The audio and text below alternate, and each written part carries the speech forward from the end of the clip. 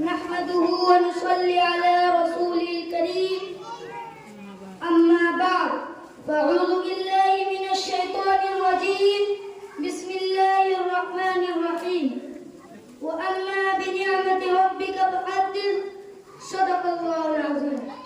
محترم بزرگوں اور حاضرین جلسہ، آزاد ہندوستان کی تاریخ میں دو دن یادگاری حیثیت اور قومی اہمیت رکھتے ہیں. ایک 15 اگست کا، دوسرا 26 جنوری. 15 اگست کو ہندوستان آزاد ہوا، 26 جنوری کو ہندوستانی جمہوریت بنا. آج 15 اگست ہے، ہندوستان کی آزادی کی سالگرہ. 15 اگست 1947 کو سرزمین ہند پر وہی سورج طلوع ہوا تھا جو کہ آج طلوع ہوا ہے. لیکن اس وقت سورج کی کرنیں ایک نئی صبح کا پیغام لائی تھی. یہ صبح وہی صبح تھی جس کے ظہور سے غلامی کی ایک رات کا اندھیرا ختم ہوا جو 150 برس طویل مدت پر محیط تھا. اسی رات تہذیب کے خود ساختہ گورے ٹھیکیداروں کو ہم نے خون سے معصوم شہزادوں کا خون پیتے دیکھا. اسی رات بیٹوں کا سر کاٹ کر تشت میں سجا کر باپ کے سامنے پیش کیے گئے. اسی بھیانک رات کو ہنرمند اور ماہر استاد کاریگروں کے ہاتھ قلم ہوئے اور انگوٹھے ختم کیے گئے اور کسانوں کی زمینیں چھین کر ان کو در بدر کی ٹھوکریں کھانے کے لیے چھوڑ دیا گیا. جی جناب من، اس تاریخ رات کی جلد صبح ہو، اس کے لیے ہم نے کون سے جتن نہیں کیے.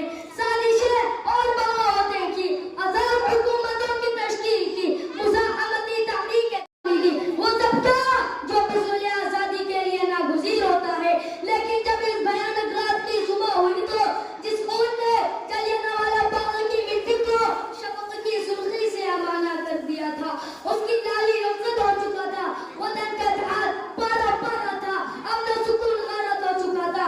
گلشن راج تھا، پھولوں کی پتی اور پنکھڑیاں بکھر چکی تھی اور بلبلیں کہیں دکھائی نہیں دیتی تھی.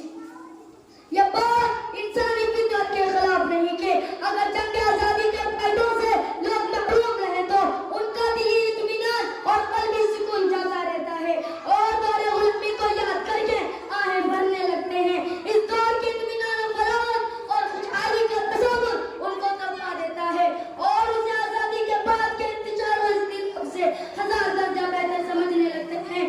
لیکن ایسے لوگ وہ ہوتے ہیں جن کو آزادی سے کوئی وابستگی نہیں ہوتی اور جن کے سامنے حقیقت میں حصول آزادی کا کوئی مقصد نہیں ہوتا. وہ خود تو ہاتھ ہلانا نہیں چاہتے، لیکن چاہتے ہیں کہ سب کچھ حکومت کر دے. پھر جب ان کی بے عملی کے نتائج ان کے سامنے آتے ہیں تو حکومت اور دفنت اور تنقید بناتے ہیں.